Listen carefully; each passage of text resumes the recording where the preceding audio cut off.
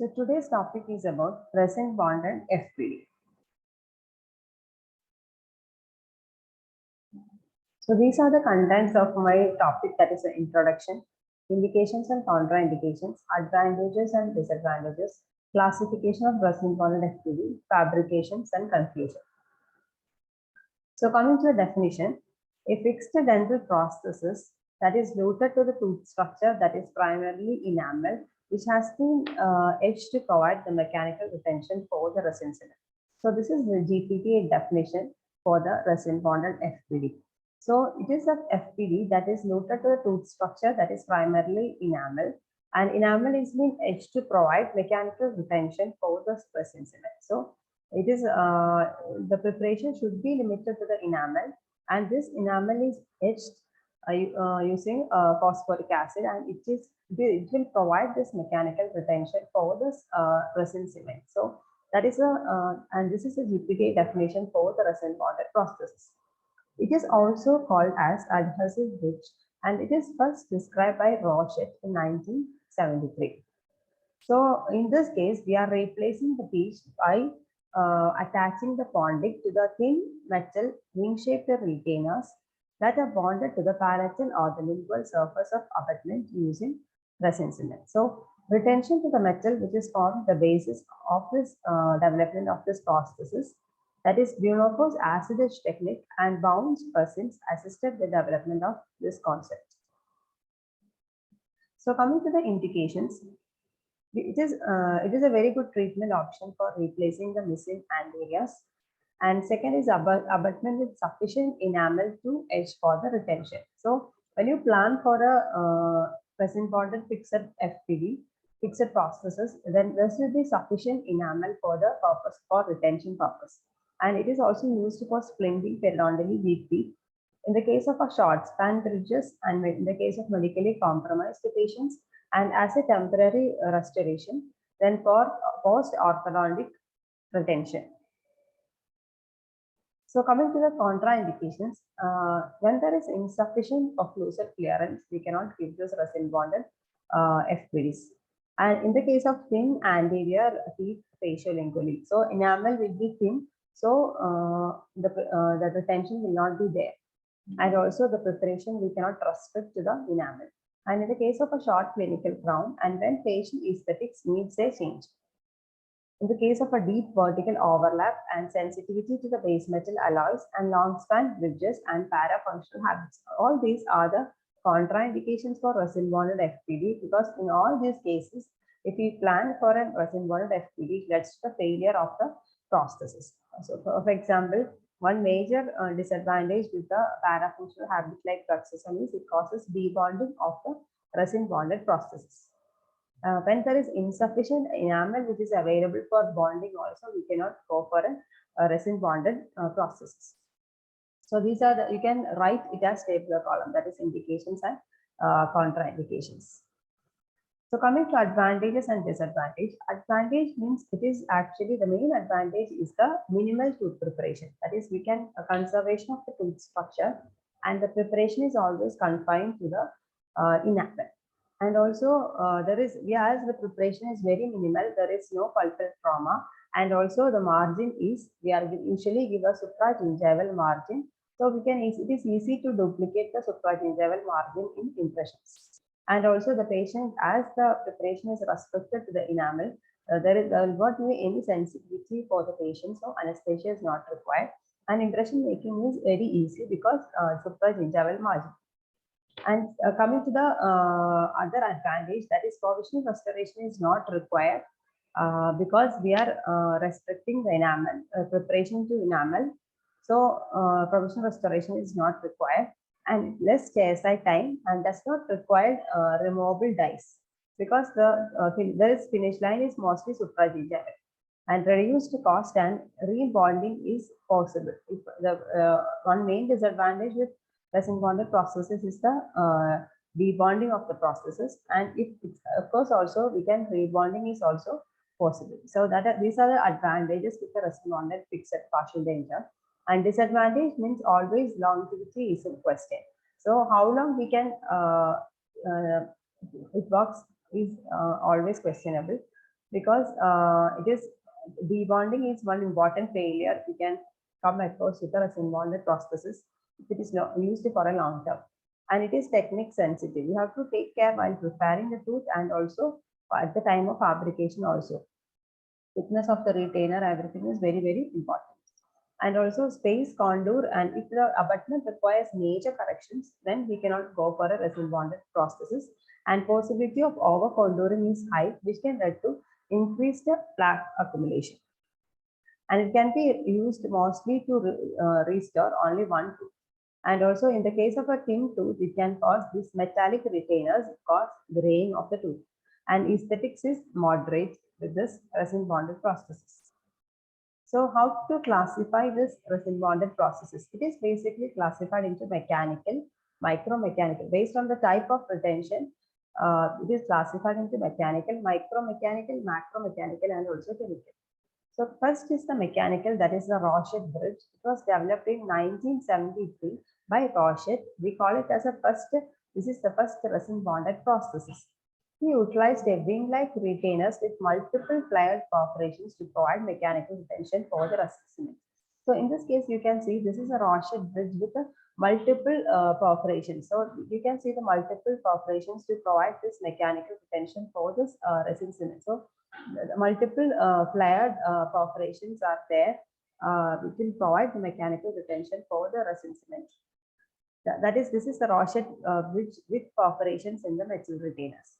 So this was used at that time for both anterior and posterior FPD. So when it was discovered, it was used for both anterior. So from the figure, you can see the wing-shaped retainers with perforations. So coming to the limitations, as the retainers are perforated, automatically this perforation automatically weakens the metal retainers. And through these perforations, resins was exposed to oral fluids, which causes wear and micro leakage. And retention provided by perforations are also limited. So because of these perforations, it actually provides less retention because of the perforations. It weakens the metal retainers. So next bridge, that is a Maryland bridge, which works by micromechanical retention. It was developed by Livadakis and Thompson at the University of Maryland in 1981.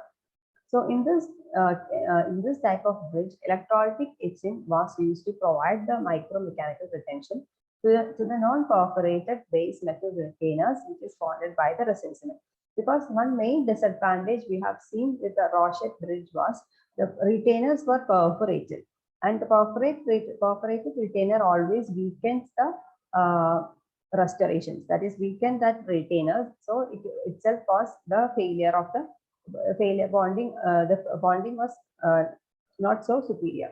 So what in the case of, that is why they made a non-perforated metal retainers, and it was we have to undergo electrolytic etching for that base metal non-perforated base metal retainers, and it is then bonded by the resin cement.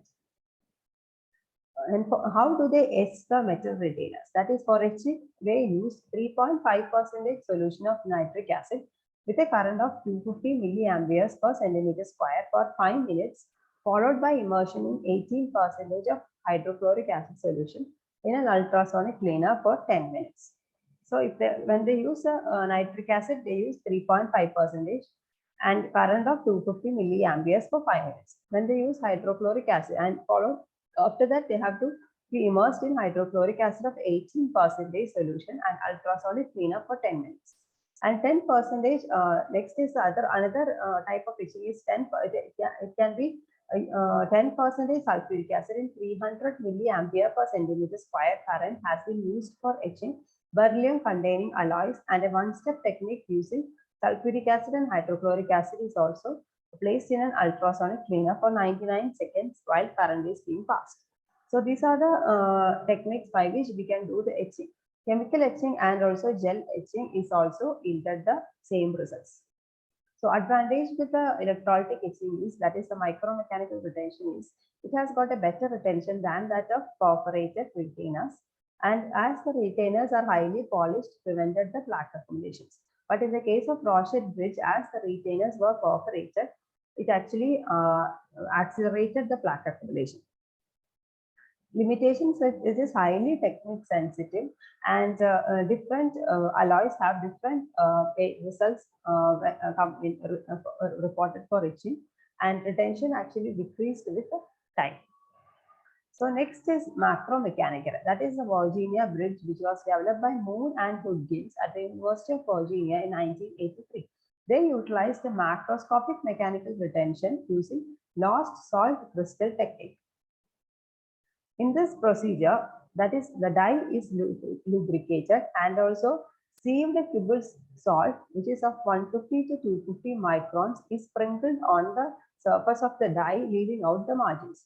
So after sprinkling on the die, we have to fabricate a resin pattern over the salt, and which helps it to get which helps the salt to get incorporated into the resin.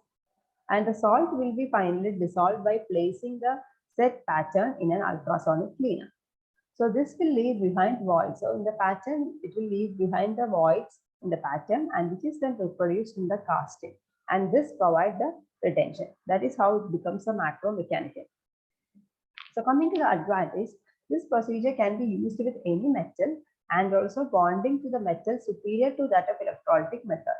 So they said that mechanical retention is with the Rochet bridge, and also electrolytic etching was done with Maryland bridge, but the macromechanical retention, which is with the Virginia bridge, is superior compared to that of the electrolytic method.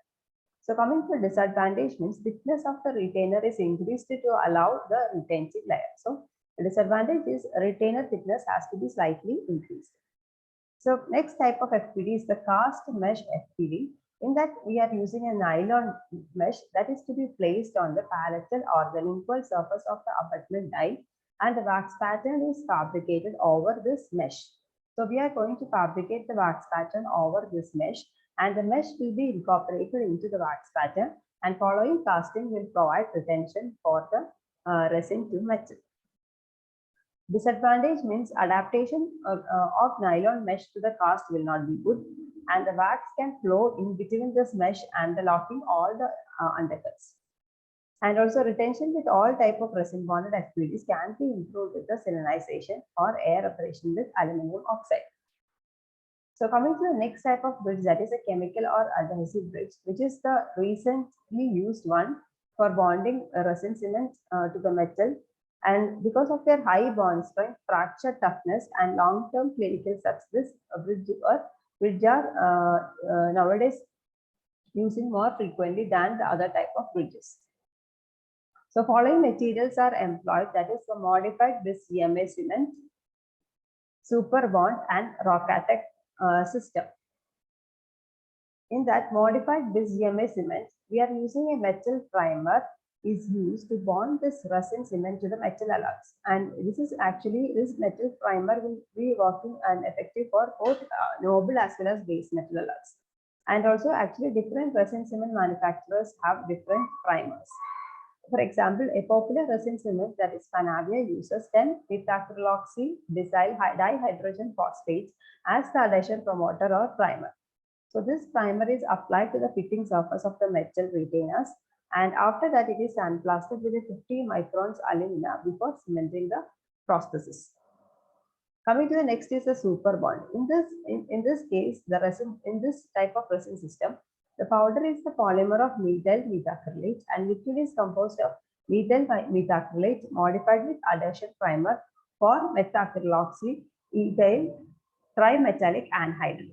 And a unique catalyst tri-N-butyl borane is also added to the liquid before mixing with the powder. And the set resin cement has a chemical bond to the base metal alloy. So we have to remember that here the powder is the polymer of methyl methacrylate, and liquid is the methyl methacrylate modified with adhesive primer for methacryloxy ethyl trimetallic anhydride, and catalyst is the tri-N-butyl borane. Coming to the next is the Rocatex system, that is a laboratory method of bonding to both base as well as noble metal alloy. And in this case, in Rocatex system, the fitting surface is sandblasted with a 120 micron alumina and followed by abrasion with a special silicate particle which contains alumina as well as silica on this alloy surface. And we have to apply Synian coupling agent to the to bond this metal to the resin cement. So there is always a risk of contamination of the silica which is filtered with the surface before or during the clinical procedure. So thus we complete the classification of the resin bonded FPD. So let's see some aspects about the tooth preparation of the resin bonded FPD. So what are the principles while preparing resin bonded FPDs? That is, the lingual axial reductions should follow this anatomical plane, and proximal preparation should extend labially just beyond the contact which is detected by the aesthetics, and it should have a 180 degree of tooth encirclement. Then the finish line used is the supragingival chamfer finish line, and occlusal clearance of 0.5 mm is required wherever it is needed, and resistance also is enhanced by proximal groove and boxes, and vertical support or stop which is provided by this ceculum rust or the countersink in the anterior abutment and occlusal rust in the posteriors. So these are the principles of resin bonded FPDs. So coming to the preparation design for the anterior resin bonded FPD, the sequence we followed for the preparation is, first we have to reduce the lingual cingulum, then countersink or the cingulum rust preparation, proximal reduction, and lingual axial preparation. So coming to the lingual cingulum, we have to give a depth orientation groove with a round burr that is 1 mm in diameter on the lingual surface, and then finally it has to be reduced with a wheel diamond burr to provide 0.5 mm of clearance. And preparation is terminated 1.5 to 2 mm from the incisal edge. So preparation is terminated 1.5 to 2 mm from this incisal edge. So this is how the depth orientation groove on the lingual cingulum is given using a round burr. And remaining lingual cingulum is to be removed with a wheel diamond burr. After that, that is a countersink or the cingulum rust. That is, the flat notches or the countersinks are prepared on the lingual surface using the flattened tapering diamond burr, and alternatively a cingulum rust can also be prepared. So this is the flat notch or the countersink which is prepared with a flattened tapering diamond burr. This is a countersink prepared with a flattened, and this is the cingulum rust which is prepared with a flattened tapering diamond burr. After that, that is the proximal reduction, that is adjacent to the dentulous space, should ensure the resistance form and prevent any unsightly metal display. So usually proximal reduction is done in two planes, that is the labial as well as lingual, and it should be done using a rounded taper diamond burr. But if we suspect any better display in the labial plane, then a proximal groove is placed enough labially to dictated by the aesthetics. And groove, when you prepare the groove, proximal groove, then flattened tapering diamond burr is to be run parallel to the incisal two-thirds of the labial surface. So coming to the next is the lingual axial preparation. It is continued from the proximal preparation adjacent to the dentulous space and continued around the cingulum and stopped just short of the contact on other proximal surface. And the surface is prepared with a rounded tapering diamond which is parallel to the path of placement.